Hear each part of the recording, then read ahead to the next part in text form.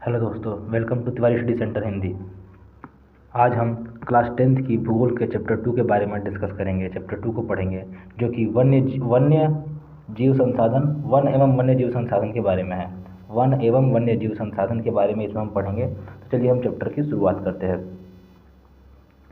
हम पृथ्वी पर कई सारे जीव जंतु, जानवर, पौधे, वनस्पतियाँ पाई जाती है और रहते हैं, जिसे हम एक आवासीय स्थल कहते हैं, जिस पर हम रहते हैं, जिसमें कि कई सारे जानवर हो गए, ठीक, कई सारे जीवधारियाँ हो गए, कई सारे सूक्ष्म जीवाणु हो गए, बैक्टीरिया हो गए, वृक्ष हो गए, जो इस आवासीय स्थल पर रहते हैं। ठीक, अत्यधिक जैव विविधता से भरा हुआ है। ये जो है, ये अत्यधिक जैव विविधता से भरा हुआ है। मानव और दूसरे जीवधारी एक जटिल पारिस्थितिक तंत्र का निर्माण करते हैं। ये ध्यान रखना कि मानव और जो दूसरे जीवधारी हैं वो एक जटिल पारिस्थितिक तंत्र का निर्माण करते हैं, जिसका मात्र हम एक हिस्सा है। बस मात्र हम एक हिस्सा है, जैसे कि उदाहरण के लिए वायु हो गया, जल हो गया, मृदा हो गया, ये सब क्या है, हमारे पारिस्थितिक तंत्र का एक हिस्सा है। ठीक, तो हम चलिए हम अब इसका पहले टॉपिक की शुरुआत करते हैं, भारत में वनस्पति जात और प्राणी जात। ठीक, तो हम शुरू करेंगे वनस्पति जात और प्राणी जात के बारे में। हम देखते हैं कि जैसे भारत में जैव विविधता के संदर्भ में विश्व का स्मृत देशों में से एक है। विश्व में स्मृत देशों में से भारत एक है, जहाँ पर कई सही प्रकार की जैव विविधता पाई जाती है। 8% संख्या, यानी कि जो यहाँ पर विश्व की जो जैव उपजातियाँ हैं उसकी 8% संख्या भारत में पाई जाती है। ठीक, हम जो कि अभी खोजी जाने वाली उपजातियों के 2 या 3 गुना ज़्यादा है। ठीक, हम देखेंगे कि संसाधनों का, हम आगे देखेंगे संसाधनों का हमारे दैनिक जीवन में क्या महत्व है। ये विविध वनस्पति जात और प्राणी जात हमारे हर रोज के जीवन में किस प्रकार से बंधे हुए हैं। हाँ ठीक, ये हम अगर इसकी कद्र नहीं करेंगे, इसकी संरक्षण नहीं करेंगे तो आगे किस प्रकार की समस्या आएगी, पर्यावरण के प्रति हमारी क्या जिम्मेदारी होनी चाहिए, इन सब के बारे में हम देखेंगे। अगर हम कद्र नहीं करते हैं तो पर्यावरण के संसाधनों पर अत्यधिक दबाव बढ़ता है, जो कि हमारे प्राणी जात और मनुष्य जीवन के लिए काफ़ी ज़्यादा नुकसानदायक है। ठीक, अगर हम आगे देखते हैं कि हम यह अनुमान लगाया जाता है कि भारत में 10% वन्य वनस्पति जात और 20% स्तनधारियों के लुप्त होने का खतरा लगातार बना हुआ है। ठीक, इसमें से कई उपजातियां तो नाजुक अवस्था में पाई गई है, जो कि लुप्त होने के कगार पर है। ठीक, जो लुप्त होने के कगार पर उनमें से चीता, गुलाबी सिर वाला बत्तख, पहाड़ी कोयल, जंगली चित्तीदार उल्लू, ठीक, मधुका इंसिग्निस, ठीक, जो कि महुआ और जंगली किस्म की पाई होती है। हुरड़िया, हेप्टान्यूरॉन जो घास की प्रजाति है, ठीक, जिसमें पौधे शामिल है, जो कि क्या हो कि लुप्त होने के कगार पर है। ठीक, ऐसी कई सारी प्रजातियां भी हैं जो लुप्त हो चुकी हैं, लेकिन हमें उसके बारे में जानकारी नहीं है। ठीक, और कई सारे छोटे प्राणी और कीट जो होते हैं, जो हमारे वनस्पति जात के लिए काफ़ी महत्वपूर्ण होते हैं। इसके बाद हम इसके बाद हम देखेंगे कि अंतर्राष्ट्रीय IUCN की जो IUCN है वो कई सारी प्रजातियों को सूबेदार जातियों में, सामान्य जातियों में, संकटग्रस्त जातियों में अलग अलग कर बांट रखा है। तो हम उन श्रेणियों के बारे में हम देखेंगे। तो ये सबसे पहले हम देखेंगे किन किन श्रेणियों में बांटा है। तो सामान्य जातियाँ, संकटग्रस्त जातियाँ, ठीक, इसके बाद आता है इसका सूबेदार जातियाँ, दुर्लभ जातियाँ, और उसके बाद स्थानिक जातियाँ, लुप्त जातियाँ, अलग अलग जातियों में बांटा है। तो हम एक एक करके सबके बारे में बात करते हैं। जो IUCN का फुल फॉर्म है अंतर्राष्ट्रीय प्राकृतिक संरक्षण और प्राकृतिक संसाधन संरक्षण संघ। अंतर्राष्ट्रीय प्राकृतिक संरक्षण और प्राकृतिक संसाधन संरक्षण संघ, जो कि विश्व में पाई जाने वाली विभिन्न प्रजातियों के वक्त की देखरेख करता है। कौन सी प्रजाति दुर्लभ है, कौन से संकटग्रस्त है, इन सब के बारे में बताता है। सबसे पहले बात करेंगे सामान्य जातियों के बारे में। सामान्य जातियाँ वे जातियाँ हैं जिनकी संख्या जीवित रहने के लिए सामान्य मानी जाती है, कि जैसे कि पशु हो गया, साल, चीड़, पतंग, जो कि हमारे जीवन में काफ़ी इंपॉर्टेंट रोल प्ले करती है। दूसरा आता है संकटग्रस्त जातियाँ। ये वे प्रजातियाँ हैं जिनके लुप्त होने का खतरा बना हुआ है, जो अभी विषम परिस्थितियों के कारण कम हो गई है, मतलब कि उसके वातावरण के अनुकूल परिस्थितियाँ नहीं हैं, इस वजह से वह कम हो गई है।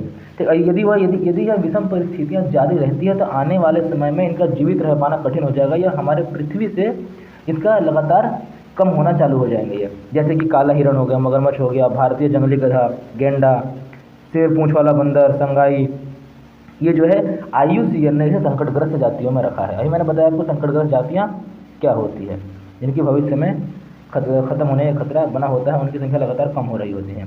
उसके बाद वल्नरेबल जाति, इसे हम कहते हैं सुभेद्य जातियाँ। ये वे जातियाँ हैं जिनकी संख्या लगातार घट रही है। यदि इनकी संख्या पर विपरीत प्रभाव डालने वाली परिस्थितियाँ नहीं बदली जाती तो इनकी संख्या घटती रहेगी और ये संकटग्रस्त जातियों की श्रेणी में शामिल हो जाएंगे। जैसे कि नीली भेड़, एशियाई मछली, गंगा नदी के डॉल्फिन, ये क्या है, ये वल्नरेबल जातियाँ होगी जिनकी संख्या लगातार घट रही है। इसके बाद हम देखेंगे दुर्लभ जातियाँ, ये इन जातियों की संख्या बहुत कम या सुभेद्य है। सुभेद्य हमने ऊपर देखा अभी किसे कहते हैं। यदि इनको प्रभावित करने वाली विषम परिस्थितियाँ को नहीं परिवर्तित होती है तो संकटग्रस्त जातियों की श्रेणी में आ सकती है। ये यदि इनकी विषम परिस्थितियों को बदला नहीं जाता है तो ये संकटग्रस्त प्रजातियों की श्रेणी में आ जाएंगी। अगला आता है स्थानिक जातियाँ, प्राकृतिक या भौगोलिक सीमाओं से अलग विशेष क्षेत्रों में पाई जाने वाली जो जातियाँ होती हैं, ठीक, जैसे कि अंडमानी टील, निकोबारी कबूतर, अंडमानी जंगली सुअर, अरुणाचल के मिथुन, इन जातियों का उदाहरण है। स्थानिक जातियाँ वो किसी एक विशेष स्थान पर पाई जाती हैं, ठीक, उसे स्थानिक जातियाँ कहते हैं। अब आते हैं लुप्त जातियाँ, ये वे जातियाँ हैं जिनको रहने के आवासों की खोज करने की अनुपस्थिति पाई गई है। जिनके रहने के आवास मतलब उनके रहने के लिए जो रहने का जो आवाज़ खोई जाती है उसकी अनुपस्थिति पाई गई है। ये उपजातियाँ स्थानीय क्षेत्र, प्रदेश, देश, महाद्वीप या पूरी पृथ्वी से लुप्त हो गई है। ये वे जातियाँ हैं, प्रजातियाँ हैं जो कि पूरी पृथ्वी से ही लुप्त हो चुकी हैं। ऐसी उपजातियों में एशियाई चीता है, गुलाबी सिर वाला बतख शामिल है, ठीक। अब इसके बाद हम आगे देखेंगे कि किस प्रकार से, एक मिनट, इसके बाद हम देखेंगे कि किस प्रकार से लकड़ी, छाल, पत्ते, रबड़, पहले हमने जानवरों के बारे में देखा, अब हम देखेंगे वनस्पतियों के बारे में कि लकड़ी, छाल, पत्ते, रबड़, दवाइयाँ, भोजन, ईंधन, चारा, खाद इत्यादि प्रत्यक्ष अथवा परोक्ष रूप से वनों और वन्य जीवों से प्राप्त होता है, ठीक है, प्रत्यक्ष और परोक्ष रूप से प्राप्त होता है, ठीक, जिन्होंने वन और वन्य जीवन को नुकसान पहुंचाया है। इन चीज़ों में वन्य और वन्य जीवन को नुकसान पहुंचाया। भारत में वनों का सबसे बड़ा नुकसान उपनिवेश काल में हुआ, जब लोग रेल लाइन को बिछाने के लिए कृषि, व्यवसाय, वाणिज्य, वानिकी और खनन प्रक्रियाओं में वृद्धि से हुआ। रेल लाइन बिछाने के लिए, कृषि में वृद्धि के लिए, वाणिज्य, वानिकी के लिए, खनन प्रक्रिया में वृद्धि के लिए उन्होंने क्या किया, काफ़ी सारे जंगलों को काटे, इमारती लकड़ी का उन्होंने उपयोग किया। स्वतंत्रता प्राप्ति के बाद वन संसाधनों को सिकुड़ने से कृषि का फैलाव महत्वपूर्ण कारकों में से एक रहा है। यानी कि अगर हम आज़ादी के बाद देखते हैं तो क्या होता है कि हमारे वन संसाधन के सिकुड़ने से कृषि का फैलाव, कि वन संसाधन का छोटे हुए हैं, मतलब पहले बहुत ज़्यादा मात्रा में फैले थे, उनको वो सिकुड़े हैं, यानी कि वो छोटे हुए हैं। जब वो छोटे हुए हैं तो वहाँ पर क्या हुआ है, कृषि का विकास हुआ है, ठीक। वन सर्वेक्षण 1951 और 1980 के बीच लगभग 26,200 वर्ग किलोमीटर वन क्षेत्र कृषि भूमि में परिवर्तित किया गया। वन क्षेत्रों को कृषि मतलब कि 26,200 वर्ग किलोमीटर के जो वन क्षेत्र था उसे कृषि भूमि में परिवर्तित कर दिया गया है। अधिकतर वो क्षेत्र पूर्वोत्तर भारत है, मध्य भारत है, इसमें स्थानांतरित झूम खेती अथवा स्लैश और बर्न खेती करते वनों की कटाई या निम्नीकरण होता है। मतलब कि जो हमारा नॉर्थ ईस्ट इंडिया है और मध्य भारत, वहाँ पर अक्सर किसानों द्वारा स्लैश एंड बर्न खेती की जाती है। स्लैश एंड बर्न की झूम खेती, जो कि क्या होता है कि एक स्थान पर रुके, यदि कोई समुदाय एक स्थान पर रुका, खेती किया, वनों को काट कर, फिर दोबारा वो उस स्थान को छोड़कर दूसरे स्थान पर चला गया, फिर उस स्थान पर फिर वही पुरानी वाली प्रक्रिया अपनाता है, ठीक। अब बड़ी बड़ी विकास परियोजनाओं ने भी वनों को बहुत से ज़्यादा ही नुकसान पहुंचाया है। जैसे कि 1952 में नदी घाटी परियोजना के कारण 5,000 वर्ग किलोमीटर से अधिक वन क्षेत्रों को साफ करना पड़ा था। यह प्रक्रिया अभी भी जारी है। ऐसा माना जाता है कि मध्य प्रदेश में 4 लाख हेक्टेयर से अधिक वन क्षेत्र नर्मदा सागर परियोजना के पूर्ण हो जाने से जलमग्न हो जाएगा। यदि नर्मदा सागर परियोजना पूर्ण हो जाएगी तो ये क्षेत्र जलमग्न हो जाएगा। वनों की बर्बादी में खनन नहीं महत्वपूर्ण भूमिका। एक समस्या है कि अगर क्वेश्चन आ सकता है कि वनों की बर्बादी में किन किन प्रकार, मतलब कि क्या ऐसे प्रभाव रहे जिसने महत्वपूर्ण भूमिका निभाई है। जैसे कि हम इसे बात बता सकते हैं कि पहला नदी घाटी परियोजना, दूसरा खनन, तीसरा कि औपनिवेशिक काल में रेलवे लाइन का विस्तार, खनन का विस्तार, कृषि, वानिकी, वाणिज्य का विस्तार, ठीक। ये जो है कि इसने हमारे वन भूमिका को नुकसान पहुँचाया है। पश्चिम बंगाल में बक्सा टाइगर रिजर्व, यहाँ से एक नंबर का क्वेश्चन आ सकता है कि बक्सा टाइगर रिजर्व कहाँ पर है, तो पश्चिम बंगाल में है। पश्चिम बंगाल में बक्सा टाइगर रिजर्व डोलोमाइट के खनन के कारण गंभीर खतरे में है। वहाँ पर डोलोमाइट का खनन होता है, जिसके कारण बक्सा टाइगर रिजर्व गंभीर खतरे का सामना कर रहा है। इसमें कई प्राकृतिक प्रजातियों के आवासों को नुकसान पहुँचाया है। इसमें कि भारतीय हाथी भी शामिल है, इसके आवागमन के मार्ग को बाधित किया गया है, ठीक। इसके बाद बहुत से वन अधिकारी और पर्यावरण यह मानते हैं कि संसाधनों की बर्बादी में पशुचारण और ईंधन के लकड़ी की कटाई मुख्य भूमिका निभाते हैं। संसाधनों की मतलब जो वन संसाधनों की जो बर्बादी है, हमने देखा पहले अभी कि खनन है, नदी परियोजनाएं हैं, अब देखते हैं इसमें पशुचारण भी है, ठीक। और ईंधन की लकड़ी पाने के लिए जो कटाई होती है पेड़ों की, वो भी महत्वपूर्ण भूमिका निभाते हैं। और चारे और ईंधन है तो लकड़ी की आवश्यकता पूर्ति मुख्यतः पेड़ों की टहनियों को काट कर की जाती है, न कि पूरे पेड़ों को काट कर। वन पारिस्थितिक तंत्र देश की मूल्यवान वन पदार्थ, खनिज और अन्य संसाधनों के संचय कोष है जो तेजी से विकसित होता है। जो औद्योगिक शहरी अर्थव्यवस्था है उनकी मांग की पूर्ति के लिए ये बहुत ही महत्वपूर्ण रोल प्ले करते हैं कि हम पेड़ों को काट कर इसका व्यापार कर देते हैं, ठीक, और खनन हो गया, नदी परियोजनाएं हो गया, ये सब शहरी अर्थव्यवस्था की मांग है, ठीक। इसकी वजह से कई सारे वर्गों के बीच संघर्ष भी उत्पन्न हुए हैं। अब भारत में जैव विविधता को कम करने वाले कारक में वन्य जीव का आवास का विनाश, जंगली जानवरों को मारने व आखेटन, पर्यावरणीय प्रदूषण, विषक्तीकरण, दावानल आदि शामिल है। दावानल यानी कि जलाना, वनों को जलाना। पर मतलब क्या है कि पर्यावरण के विनाश, वन्य जीव के आवास का विनाश करने वाले प्रमुख कारक कौन कौन से हैं, जिसमें ये बोला जाएगा कि जंगली जानवरों को मारना, आखेटन, पर्यावरणीय प्रदूषण, विषाक्तीकरण और दावानल आदि जो कारक है जो कि जंगली जानवर या फिर वन्य जीव के आवास का विनाश करते हैं। पर्यावरण विनाश के अन्य मुख्य कारक में संसाधनों का असमान बंटवारा, ये एक प्रमुख है इसमें, असमान उपभोग और पर्यावरण के रख रखाव की जिम्मेदारी में असमानता शामिल है। इससे हमारा क्या होता है कि पर्यावरण का विनाश होता है। आमतौर पर विकासशील देशों में क्या होता है, पर्यावरण का मुख्य विनाश का मुख्य दोषी वहाँ की अत्यधिक जनसंख्या को माना जाता है। एक जनसंख्या बढ़ेगी, रहने के लिए घर चाहिए, तो वो लोग जंगलों का सफाई करेंगे, खेती करने, खाने के लिए अनाज चाहिए से वो खेती करेंगे, खेती करने के लिए फिर उन्हें जंगलों का सफाई करना पड़ेगा, ऐसा माना जाता है। आगे हम देखते हैं कि ऊपर अमेरिका और भारत के लोगों को संसाधनों के उपयोग का तुलना किया गया है, ठीक, तो ये उतना इम्पोर्टेंट नहीं है। तो आगे हम देखते हैं इसमें, हम इसमें यहाँ पे देखते हैं ये वाला फैक्ट इंपॉर्टेंट होता है कि आधे इसमें बताया गया होता है कि आधे से अधिक प्राकृतिक संसाधन लगभग खत्म हो चुके हैं, 1/3 जलमग्न भूमि सूख चुकी है, 70% धरातीय जल क्षेत्र प्रदूषित हो चुके हैं, 40% मैंग्रोव क्षेत्र लुप्त हो चुका है, जंगली जानवरों के शिकार तथा व्यापार और वाणिज्य की दृष्टि से कीमती पेड़ पौधे की कटाई के कारण हजारों वनस्पति एवं वन्य जीव लुप्त होने के कगार पर पहुँच गए हैं, ठीक। आगे हम देखेंगे वनों एवं वन्य जीव के विनाश मात्र जीव विज्ञान का ही विषय नहीं है। जैव संसाधनों का विनाश सांस्कृतिक विविधता के विनाश से भी जुड़ा हुआ है। जैसी बातें में संस्कृतियों की विविधता है उससे भी इनका विनाश जुड़ा हुआ है। जैव विनाश के कारण मूल जाति और वनों पर जो आधारित समुदाय हैं उन लगातार निर्धन होते जा रहे हैं, वो आर्थिक रूप से हाशिए पर पहुंच गए हैं, जो कि वनों पर आधारित जो समुदाय है वो ये समुदाय खाने पीने, औषधि, संस्कृति, अध्यात्म आदि इत्यादि के लिए वनों और वन्य जीवों पर निर्भर रहते हैं। जो गरीब वर्ग की महिलाएं होती है पुरुषों की तुलना में अधिक प्रभावित है। कारण क्या है कि कई समाजों में खाना, चारा, जल व अन्य आवश्यकताओं की वस्तु इकट्ठा करने की मुख्य जिम्मेदारी महिलाओं की होती है। इनके ही विनाश हो जाने से वो इन कामों से उनको इन क्षेत्रों में काम नहीं मिल पाता, इससे कि उन पर प्रभाव पड़ता है। महिलाओं पर कार्य का भार लगातार बढ़ता जा रहा है। कई बार उनको संसाधन इकट्ठा करने के लिए 10 किलोमीटर से भी अधिक पैदल जाना पड़ता है। वनों का विनाश हो रहा है। जो आदिवासी समुदाय के लोग हैं जो कि पूरी तरह से वनों पर निर्भर है, उन्हें वो ज़्यादा दूर तक अपने ज़रूरतों की वस्तुओं को पूरा करने के लिए काफ़ी दूर तक जाना पड़ता है। काम का समय बढ़ने के कारण घर पर बच्चों की उपेक्षा होती है, जिससे गंभीर सामाजिक दुष्परिणाम हो सकते हैं। वनों की कटाई के परोक्ष परिणाम भी है, जैसे सूखा, बाढ़ गरीब तबके सबसे अधिक प्रभावित करता है। इस स्थिति में गरीबी, पर्यावरण निम्नीकरण का सीधा परिणाम होता है। अगर हम वनों को काटेंगे, पेड़ों को काटेंगे, सूखा आ सकता है, बाढ़ जैसी समस्या आ सकती है, ठीक। आगे देखते हैं भारत में वन और वन्य जीवन का संरक्षण कैसे होता है। संरक्षण का मतलब उसका बचाव कैसे कर सकते हैं उसके बारे में हम देखेंगे। भारत में या फिर विश्व में जिस प्रकार से वन्य जीवन और वनों का तेजी से ह्रास हो रहा है उसका संरक्षण करना बहुत ही आवश्यक हो गया है, क्योंकि यदि हम इसका संरक्षण नहीं करेंगे तो लगातार हमारी पारिस्थितिक विविधता यानी कि हमारे पारिस्थितिक तंत्र में लगातार प्राकृतिक आपदाएं आती रहेंगी लोगों पर। जैसे कि अभी देखा गया है हिमाचल प्रदेश में कैसे भूस्खलन की स्थिति आई है, बहुत सारा बाढ़ की स्थिति थी। लेकिन हमें अपने वन्य जीव और वनों का संरक्षण करना बहुत ही जरूरी हो गया है। संरक्षण से पारिस्थितिक विविधता बनी रहती है, तो हमारे जीवन साधन संसाधन जल, वायु, मृदा बने रहते हैं।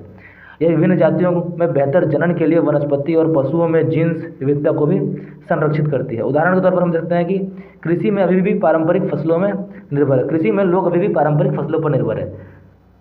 जलीय जैव विविधता मोटे तौर पर मछली पालन बनाए रखने पर निर्भर है।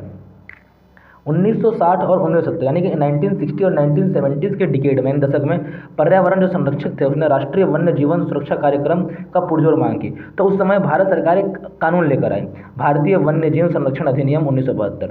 अब इसमें कहा गया कि वन्य जीवों के आवास रक्षण के अनेक प्रावधान किए जाएंगे। सारे भारत में रक्षित जातियों की सूची प्रकाशित की गई इस कानून के द्वारा। जितनी रक्षित प्रजातियां भारत में, इन सबकी सूची बनाई गई। इस कार्यक्रम के तहत बची हुई जो संकटग्रस्त जातियां हैं उन पर बचाव के कार्य किए गए, उनके शिकार पर प्रतिबंधन लगाया गया। वन्य जीव आवास है, कानूनी रक्षण मतलब कानूनी रूप से उसे सुरक्षा दी गई। जंगली जीवों के व्यापार पर रोक लगाने के आदि कई सारे कदम उठाए गए। इसके पश्चात केंद्र सरकार व राज्य सरकारों ने राष्ट्रीय उद्यान और वन्य जीव पशु विहार बनाने चालू किए। ठीक, केंद्र सरकार ने कई परियोजनाओं की घोषणा की है, जैसे कि जिनका उद्देश्य क्या है कि गंभीर खतरों में पड़े कुछ विशेष वन प्राणी का क्या है, उनका सुरक्षा प्रदान करना। इस प्राणियों में आता है बाघ, एक सींग वाला गेंडा, कश्मीरी हिरण, ठीक, अथवा होंगल, 3 प्रकार का मगरमच्छ जो है कि स्वच्छ जल मगरमच्छ, लवणीय जल मगरमच्छ और घड़ियाल। एक जो साफ पानी में रहता है, दूसरा खारे पानी में रहता है, तीसरा घड़ियाल, जो कि 3 प्रकार का मगरमच्छ है। और एक सींग वाला गेंडा को बचाने का प्रयास किया गया है, जो कि एक सींग वाला गेंडा आज के समय में असम में बहुत अधिक मात्रा में पाए जाते हैं। ठीक, जैसे कि आप देखिए एक सींग वाले गेंडे का यहाँ पर चित्र दिया हुआ है। एशियाई शेर, अन्य प्राणी शामिल है इसके बचाव के लिए भारत सरकार लगातार। इसके अतिरिक्त कुछ समय पहले भारतीय हाथी, काला हिरण, चिंकारा आदि, भारतीय घोड़ा वन, हिम तेंदुए आदि के शिकार पर व्यापार पर संपूर्ण अथवा आंशिक प्रतिबंध लगाकर कानूनी उनको संरक्षण प्रदान किया गया। भारत में बाघ परियोजना चलता है। वन्य जीवन संरचना में टाइगर यानी बाघ एक महत्वपूर्ण जंगली जाति है। 1973 में अधिकारियों ने पाया कि देश में जो 20वीं शताब्दी के आरंभिक बाघों की संख्या है, उनकी संख्या 55,000 से घटकर मात्र 1,827 रह गई थी। वो इसका कारण क्या था कि लोग बाघों का व्यापार करते थे। ठीक, लगातार बाघों का व्यापार, जैसे कि लगातार बाघों की संख्या कम होती जा रही थी। तो उस समय भारत सरकार ने प्रोजेक्ट टाइगर नाम का एक स्कीम लेकर है, जिसमें कि विश्व के बेहतरीन वन्य जीव परियोजनाओं में से एक है। इसकी शुरुआत 1973 में हुई, जो बाघ संरक्षण के लिए थी, जो कि मात्र संकटग्रस्त जाति को बचाने का प्रयास ही नहीं बल्कि इसका उद्देश्य बहुत बड़े आकार के जैव जाति को बचाना भी था। उत्तराखंड में कॉर्बेट राष्ट्रीय उद्यान, पश्चिम बंगाल में सुंदरबन राष्ट्रीय उद्यान, मध्य प्रदेश में बांधवगढ़ राष्ट्रीय उद्यान, राजस्थान में सरिस्का वन्य जीव पशु विहार और असम में मानस बाघ रिजर्व और केरल में पेरियार बाघ रिजर्व भारत में बाघ संरक्षण के लिए बनाए गए, जिसके बाघ संरक्षण के लिए वहाँ बनाए गए बाघों का संरक्षण किया जाता है। आजकल संरक्षण परियोजनाएं जो है उसमें जैव विविधता पर केंद्रित होती है। आजकल जो संरक्षण परियोजनाएं हैं वो पूरी तरह से जैव विविधता पर केंद्रित होती है, ना कि उसके विभिन्न घटकों पर। तो संरक्षण के विभिन्न तरीकों की गहनता की खोज की जा रही है कि मतलब कि किन अलग अलग प्रकार से संरक्षण किया जाए। वन्य जीव अधिनियम 1980 और 1986 के सैकड़ों तितलियां, पतंग, व्रिंग और ड्रैगन फ्लाई को भी संरक्षित जातियों में शामिल किया गया है। 1991 में पौधों की 6 जातियां पहली बार इस सूची में रखी गई। अगला आता है टॉपिक कि वन और वन्य जीव संसाधनों के प्रकार और वितरण, कि कितने प्रकार है और इसका वितरण कैसे किया जाता है। ठीक, तो इसका प्रबंधन, नियंत्रण और विनियमन कठिन है, लेकिन भारत में अधिकतर वन और वन्य जीव या तो प्रत्यक्ष रूप से सरकार के अधिकार क्षेत्र में है या फिर वन विभाग के अधिकार क्षेत्र में। इन्हें कुछ वर्गों में बांटा गया है। पहला, आरक्षित वन। आरक्षित वन वो होता है जो कि देश में आधे से अधिक वन क्षेत्र आरक्षित वन घोषित किए गए। जहाँ तक कि वन और वन्य प्राणियों के संरक्षण की बात है तो आरक्षित वनों के सर्वाधिक मूल्यवान माना जाता है। ठीक, अगला आता है दूसरे नंबर पे रक्षित वन। आरक्षित वन के बाद दूसरा रक्षित वन। वन विभाग के अनुसार देश के कुल वन क्षेत्र का 1/3 हिस्सा रक्षित है। जितना कुल वन है, मान लो कि 100% यहाँ पे वन है, जिसमें कि कितना वन, 1/3 यानी कि 33% हिस्सा जो है वो रक्षित है। इन वनों को अधिक नष्ट होने से बचाया जा सकता है। अगला आता है अवर्गीकृत वन। अन्य सभी प्रकार के वन और बंजर भूमि जो सरकार, व्यक्तियों और समुदाय के स्वामित्व में होते हैं उसे अवर्गीकृत वन कहे जाते हैं। ठीक, आरक्षित और रक्षित वन ऐसे अस्थायी वन क्षेत्र है जिनकी रखरखाव इमारती लकड़ी, अन्य वन्य पदार्थ और उनके बचाव के लिए किया जाता है। मध्य प्रदेश के जो अस्थायी वनों के अंतर्गत सर्वाधिक क्षेत्र है। मध्य प्रदेश क्या है, अस्थायी वनों के लिए सबसे सर्वाधिक क्षेत्र है, जो कि प्रदेश के कुल वन क्षेत्र का लगभग 75% है।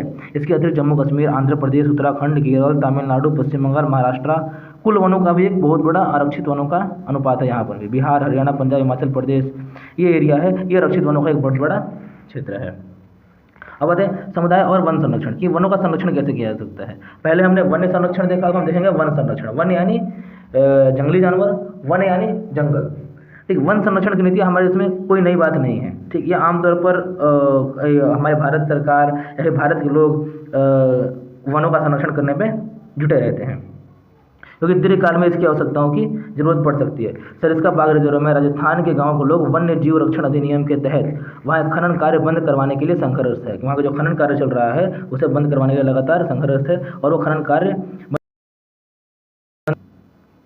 ठीक राजस्थान के अलवर जिले में 5 गाँव के लोगों ने तो मतलब 12 हेक्टेयर वन भूमि भैरवन देव डाको सेंचुरी घोषित कर दी, जिसके तहत अपने ही नियम कानून है जो शिकार वर्जित है, बाहरी लोग घुसपैठ यहाँ के वन्य जीवन को बचाते हैं। ठीक। अब इसके अलावा हमने देखा राजस्थान में लोगों ने किस प्रकार से वनों को बचाने के लिए आगे आए। अब आते हैं हिमालय का प्रसिद्ध चिपको आंदोलन, जहाँ पर कि जिसके बारे में बताते हैं कि वनों को कटाई को रोकने में लोग कामयाब रहे थे। उस समय भारत सरकार वनों को काटकर एक वहाँ पर फैक्ट्री स्थापित करने वाली थी, लेकिन वहाँ के लोगों ने क्या किया कि सब लोग जाकर पेड़ों से चिपक गए और सरकार द्वारा भेजे गए जो कॉन्ट्रैक्टर थे उनको जंगल का काटने से रोक लिया। ठीक। ये क्या होता है सामुदायिक वनीकरण अभियान को, इसके तहत सामुदायिक वनीकरण अभियान को सफल बनाया और उन्होंने एक एग्जाम्पल दिया कि आने वाले समय में भी सामुदायिक वनीकरण अभियान के तहत वनों को काटने से रोका जा सकता है। ठीक।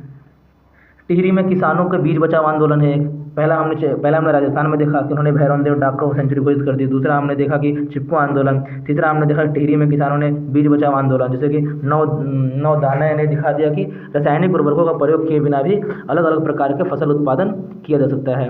भारत में संयुक्त वन प्रबंधन कार्यक्रम क्षरित वनों के प्रबंधन और पुनर्निर्माण में स्थानीय समुदाय की भूमिका के महत्व को उजागर करते हैं। 1988 में शुरू हुई उड़ीसा राज्य ने संयुक्त वन प्रबंधन का पहला प्रस्ताव पास किया। 1988 में उड़ीसा ने संयुक्त वन प्रबंधन का पहला प्रस्ताव पास किया। इसके अंतर्गत संयुक्त वन प्रबंधन क्षरित वनों के बचाव का कार्य करती है। कौन सा? क्षरित वनों के बचाव का कार्य करती है। इसमें गांव के स्तर पर संस्थाएं बनाई जाती है, जिसमें ग्रामीण और वन विभाग के अधिकारी संयुक्त रूप से कार्य करते हैं। इसके बदले में क्या होता है कि वे समुदाय मध्य स्तरीय लाभ और गैर इमारती वन उत्पादों के हकदारी होते हैं और सफल संरक्षण से प्राप्त इमारती लकड़ी के लाभ के भागीदारी भी होते हैं। ठीक। तो इस प्रकार से भारत के लोगों ने भी वन को संरक्षण करने के लगातार प्रयास किए हैं। यहाँ पर गौतम बुद्ध का एक दिया गया स्टेटमेंट है कि पेड़ एक विशेष असीमित, दयालु और उदारपूर्ण जीवधारी है जो अपने सतत पोषण के लिए कोई मांग नहीं करता, दानशीलता पूर्वक अपने जीवन की प्रक्रियाओं को भेंट करता है।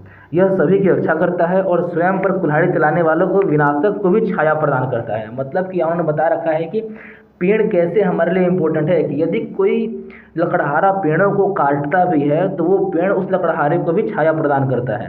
तो अर्थात इसका कंक्लूजन ये निकलता है कि हमें पेड़ों को काटना नहीं चाहिए, वन्य जीवों को मारना नहीं चाहिए, हमें वन्य जीव और वनों को लगातार बचाना चाहिए। बचाने में भारत सरकार का लगातार प्रयास करना चाहिए, हमें अपने स्तर पर भी इसके काम करने चाहिए। ठीक। तो दोस्तों आज ये चैप्टर यहीं ख़त्म होता है। अगर वीडियो आपको अच्छी लगी हो तो लाइक करें, शेयर करें और सब्सक्राइब करें। Thank you.